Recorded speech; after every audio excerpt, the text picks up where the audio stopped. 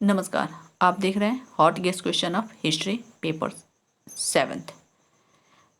अब आपको ये लग रहा होगा कि ये वीडियो या पेपर 7th किस सब्जेक्ट का है, किस यूनिवर्सिटी का है, किस पार्ट का है। तो जैसे हाल ही में 2-4 रोज में TDC part 3 Bhimrao Ambedkar Bihar university का एग्ज़ाम डेट रिलीज हो चुका है। उसी को ध्यान में रखते हुए सब्जेक्ट हिस्ट्री का गेस्ट क्वेश्चन का ये वीडियो बनाया जा रहा है। इसके पहले हिस्ट्री ऑनर्स के ऑनर्स पेपर 5, 5th और 6th के गेस्ट क्वेश्चन अपलोड हो चुके हैं और उसी सीरीज के क्रम में ये आपके 7th पेपर यानी 7वां पेपर का गेस्ट क्वेश्चन है।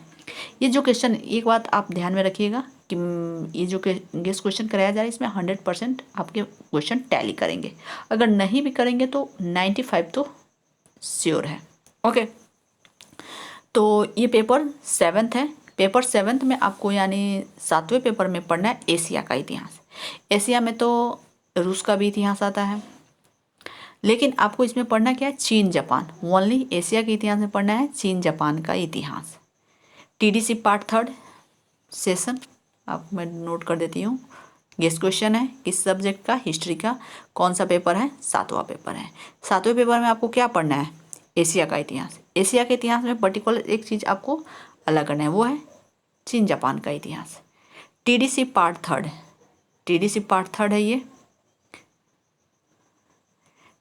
TDC आपके मन में आ रहा होगा क्यों कहते हैं 3 degree course, 3 year degree course. 3 साल में जो कोर्स कंप्लीट होता है उसको TDC कहते हैं। ओके, सेशन है 17 से 20, भीमराव अंबेडकर बिहार यूनिवर्सिटी। चलिए क्वेश्चन देखते हैं फटाफट। ऐसे यहाँ पे क्वेश्चन दिया गया है, इसमें भी 10 से 12 क्वेश्चन गेस किया गया है। वो वेरी इंपॉर्टेंट क्वेश्चन है। क्वेश्चन नंबर 1, प्रथम अफीम युद्ध के कारण एवं प्रभाव की विवेचना करें। प्रथम अफीम, फर्स्ट अफीम वार के कॉज एंड इफेक्ट। ये इंपॉर्टेंट क्वेश्चन है। आप सेकेंड अफीम वार भी देख सकते हैं।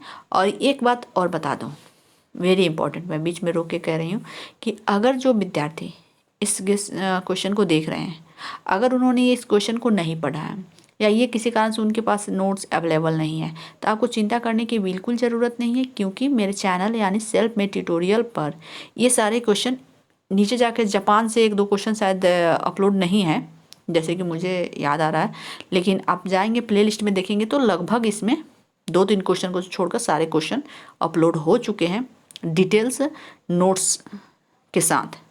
तो आप वहाँ जाके वीडियो को देख सकते हैं, समझ सकते हैं, लिख सकते हैं, नोट्स कंप्लीट कर सकते हैं। ओके, तो चलिए आगे बढ़ते हैं। क्वेश्चन नंबर 2, बॉक्सर विद्रोह के कारण एवं महत्व की परीक्षण करें। बॉक्सर यानी कि वहाँ के टाइपिंग सरकार के मंचू सरकार के विरुद्ध वहाँ के बॉक्सरों ने, बॉक्सर यानी कि जो बॉक्सिंग करते हैं, बॉक्सरों ने क्रांति किया, जिससे कहा गया बॉक्सर विद्रोह। तो उसके कारण और महत्व, उसके परिणाम, ये तीनों वीडियो अपलोड हैं, आप प्लेलिस्ट में जाकर देख सकते हैं। चियांग काय शेक की उपलब्धियों का मूल्यांकन करें, ये भी देख सकते हैं। अगर ये नहीं होगा तो फिर आप हमें इन्फॉर्म जरूर करें, मैं इसका वीडियो बना दूंगी आपको। क्वेश्चन नंबर 4, चीन में साम्यवादी आंदोलन के उद्भव पर प्रकाश डालें, ये भी अपलोड है। ओके, यहाँ साम्यवाद यानी चीन में कम्युनिस्ट किस तरह अपने पैर पसारे और किस तरह वहाँ के देश, वहाँ के राज्य में, या ये कहे कि चीन में चीनी सरकार के खिलाफ साम्यवाद ने अपनी परिपाटी, या ये कहे कि अपने पृष्ठ कैसे तैयार किए, उसके बारे में इसमें पढ़ना है। क्वेश्चन नंबर 5, टाइपिंग विद्रोह, यहाँ पे टाइपिंग छूट गया है। टाइपिंग विद्रोह के मूल कारणों का परीक्षण करें, यहाँ पे आप लिख सकते हैं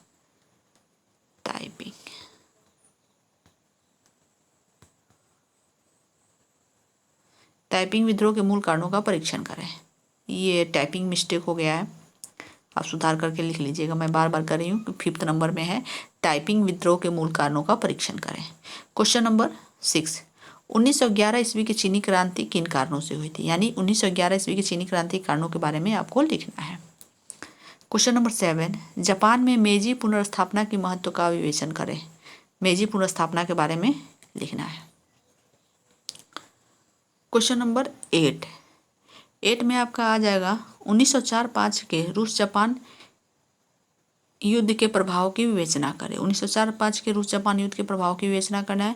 क्वेश्चन नंबर 9, पश्चिमी दुनिया के लिए जापान का दरवाजा कैसे खोला गया। ये वीडियो भी अवेलेबल है, आप देख सकते हैं। ओके, 9th नंबर कि जापान का दरवाजा, यानी कि आप जानते हैं, मैं थोड़ा सा यहाँ पे डिटेल्स करती हूँ कि चीन जापान इतिहास पढ़ेंगे आप। यदि पढ़ लिए हैं तो बहुत अच्छी बात है। मैं अगर बातें बता रही हूँ तो आपका रिवीजन भी हो जाएगा। अगर आपने नहीं पढ़ा है तो भी चिंता करने की बात नहीं है, मैं बता रही हूँ, आप ध्यान से सुने। चीन जापान के इतिहास में यही पढ़ना है कि एशिया में चीन जापान ऐसे दो देश थे जो पूरे यूरोपीय कंट्री या ये बाहरी दुनिया से कटे छटे ये अपना एक निजी लाइफ जी रहे थे। इनकी अपनी एक सभ्यता और संस्कृति थी। ये दुनिया के लोगों को असभ्य समझते थे। उन्हें ऐसा लगता था कि यदि वो बाहर जाएंगे, बाहरी दुनिया से संपर्क करेंगे तो उनकी सभ्यता नष्ट होगी।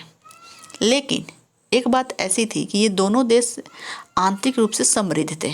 इसीलिए यूरोपीय देश एक चीन और जापान में अपने सफल मार्केटिंग देख रहे थे। यानी यही कहा कि अपना बाजार बनाना चाहते, अपने उपनिवेश की स्थापना करना चाहते थे। इसीलिए अंग्रेज़ों ने, ब्रिटेन ने चीन का दरवाज़ा खोला और अमेरिका ने जापान का दरवाज़ा खोला। दरवाज़ा खुलने का मतलब ये हुआ कि जापान में उन्होंने प्रवेश किया, चीन में प्रवेश किया, अपने उपनिवेश स्थापित किया और इसी के साथ साथ अन्य विदेशी देशों ने या यूरोपीय देशों ने आसानी से उनमें प्रवेश लिया और अपना व्यापार करना शुरू कर दिया।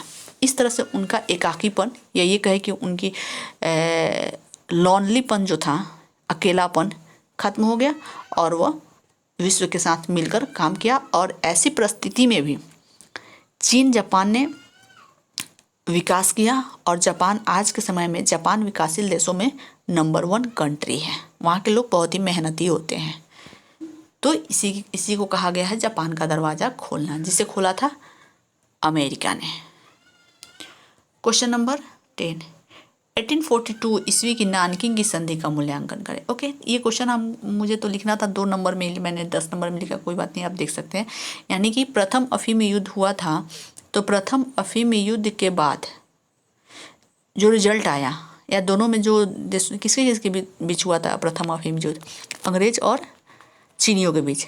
तो दोनों के बीच चीनियों की हार हो गई, दोनों के बीच नानकिंग की संधि हुई और नानकिंग की संधि के तहत चीन विदेशियों के लिए खुल गया। वहाँ के 5 बंदरगाहों पर अंग्रेज़ों के साथ साथ अन्य विदेशियों को भी व्यापार करने का अधिकार मिल गया।